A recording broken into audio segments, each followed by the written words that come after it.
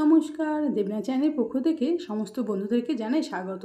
যারা যারা আমার চ্যানেলটি এখনও সাবস্ক্রাইব করেনি তাদেরকে সাবস্ক্রাইব করার অনুরোধ রইল। তো চলুন বন্ধুরা, আজকে শুরু করা যাক রেসিপিটি।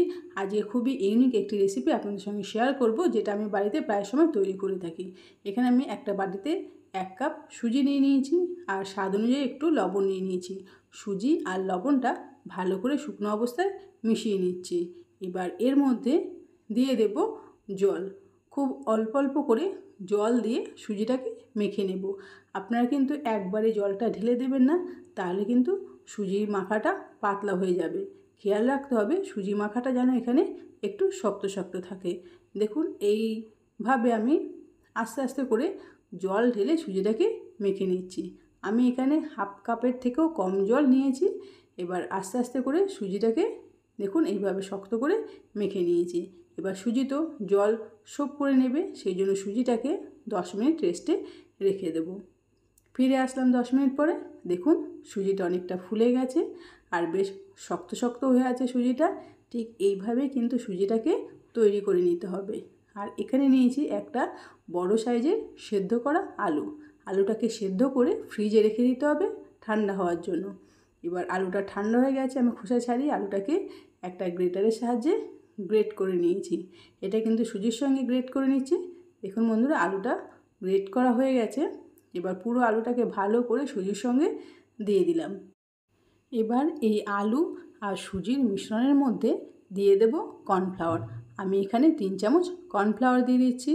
পরে লাগলে আবারও কর্নফ্লাওয়ার দিয়ে নেব, কারণ এটাকে একটা শক্ত ডোয়ে পরিণত করতে হবে। আপনারা চাইলে এখানে কর্নফ্লাওয়ারের বদলে ময়দা, আটা বা চালের গুঁড়ো যে কোনো একটা জিনিস ব্যবহার করতে পারেন। দেখুন, এটা মেখে নিয়েছি, একটু নরম নরম লাগছে, সেই জন্য আরও 2 চামচ কর্নফ্লাওয়ার আমি এর মধ্যে মিশিয়ে নিয়ে আরও সুন্দর করে এটাকে মেখে নিচ্ছি। এই মিশ্রণটা যত মসৃণ হবে, রেসিপিটি কিন্তু খুব সুন্দরভাবে তৈরি করা যাবে। দেখুন, খুব সুন্দরভাবে এটা মাখা হয়ে গেছে। এবার হাতটা পরিষ্কার করে নিয়ে হাতে একটু তেল বা ঘি লাগিয়ে নিয়ে এইভাবে সেই ডো থেকে অল্প অল্প করে অংশ তুলে নিয়ে হাতের সাহায্যে এইভাবে গোল করে নিয়ে একটু ডিজাইন করে নিলাম। আপনারা চাইলে অন্য ডিজাইনও দিতে পারেন। এইভাবেই কিন্তু সবগুলো তৈরি করে নেব। খুব অল্প সময়ের মধ্যে কিন্তু আপনারা একটা ইউনিক রেসিপি বাড়িতে তৈরি করে নিতে পারবেন। আর বাচ্চাদেরকে তো অবশ্যই এটা তৈরি করে দেবেন। দেখুন কত সুন্দরভাবে এগুলো তৈরি করা হয়ে গেছে। এবার এগুলোকে সেদ্ধ করে নিতে হবে। তার জন্য গ্যাসের উপরে একটা ফ্রাই প্যান বসিয়ে দিয়েছি, জল বসিয়ে দিয়েছি।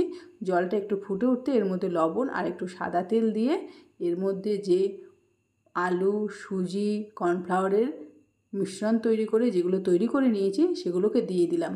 এবার এগুলোকে 6 থেকে 7 মিনিটের মতন ফুটিয়ে নেব। এখানে কিন্তু গ্যাসের ফ্লেমটা বাড়িয়ে রাখতে হবে। আর আপনারা যখন এটা জলে সেদ্ধ করে নেবেন, তার জন্য কিন্তু একটা চওড়া জায়গার মধ্যে এটা সেদ্ধ করে নেবেন, তাহলে খুব সুন্দরভাবে কিন্তু এটা সেদ্ধ হয়ে যাবে। দেখুন, এবার এগুলোকে আস্তে আস্তে নাড়িয়ে চাড়িয়ে দিচ্ছি। এগুলো কিন্তু ভেঙে যাচ্ছে না, খুব সুন্দরভাবে কিন্তু এগুলো শক্ত হয়ে গেছে।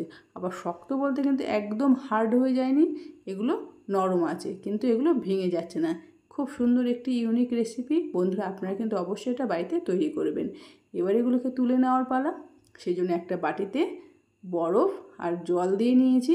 এবার এগুলোকে গরম থেকে তুলেই কিন্তু সোজা এই ঠান্ডা জলের মধ্যে দিয়ে দিতে হবে, তাহলে কিন্তু এটা খেতে খুবই টেস্টি হবে আর একটু জুসি জুসি ভাব থাকবে, তবেই তো খেতে ভালো লাগবে। দেখুন, সবগুলো তুলেই কিন্তু আমি সঙ্গে সঙ্গে ঠান্ডা জলের মধ্যে দিয়ে দিলাম। দেখুন, আস্তে আস্তে বরফগুলো গলে যাচ্ছে আর এগুলো বেশ শক্ত হয়ে গেছে। কত সুন্দর দেখতে লাগছে।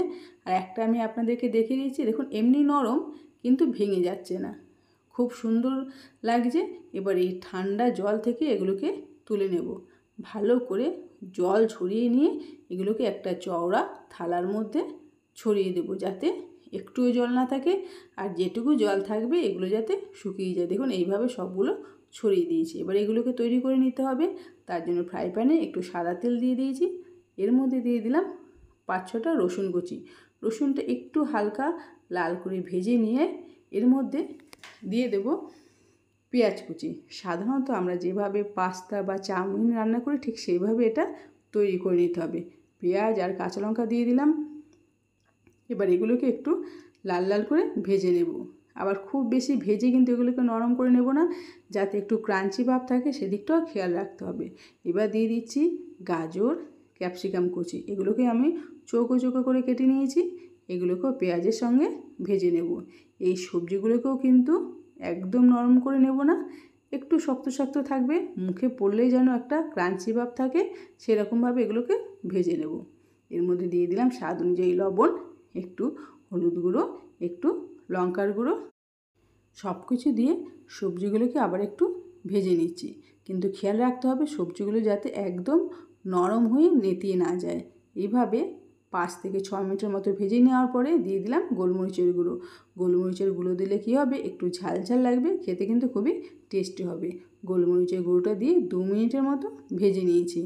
2 মিনিটের মধ্যে সবজিগুলো রেডি হয়ে গেছে। এবার সেদ্ধ করা যেই সুজির আলুর জিনিসটা আমি তৈরি করে নিয়েছি সেইটা দিয়ে দিলাম। দেখুন এগুলো এবার এই সবজির সঙ্গে ভালো করে মিশিয়ে ভাজা ভাজা করে নেব। এটা দেখতে কিন্তু খুবই ইউনিক আর খেতেও কিন্তু খুবই টেস্টি। দোকানেও কিন্তু এত সুন্দর জিনিস তৈরি করা হয় না, আর বাড়িতে কিন্তু এগুলো খুব সহজেই আপনারা তৈরি করে নিতে পারেন। দেখুন কত সুন্দর দেখতে লাগছে। এইভাবে এত সুন্দর জিনিসটি আপনারা বাড়িতে তৈরি করে বাচ্চাদেরকে স্কুলের টিফিন, সন্ধেবেলা টিফিন হিসেবেও দিতে পারেন। বন্ধুরা, আজকের এই রেসিপিটি একদম রেডি হয়ে গেছে। আমি একটা প্লেটে সার্ভ করে দিলাম, আর একটা আপনাদেরকে চামচ দিয়ে কেটে দেখিয়ে দিচ্ছি যে এটা কতটা সফট আছে আর জুসি আছে। দেখুন কত সহজেই কিন্তু আমি চামচটা দিয়ে এগুলোকে কেটে নিচ্ছি,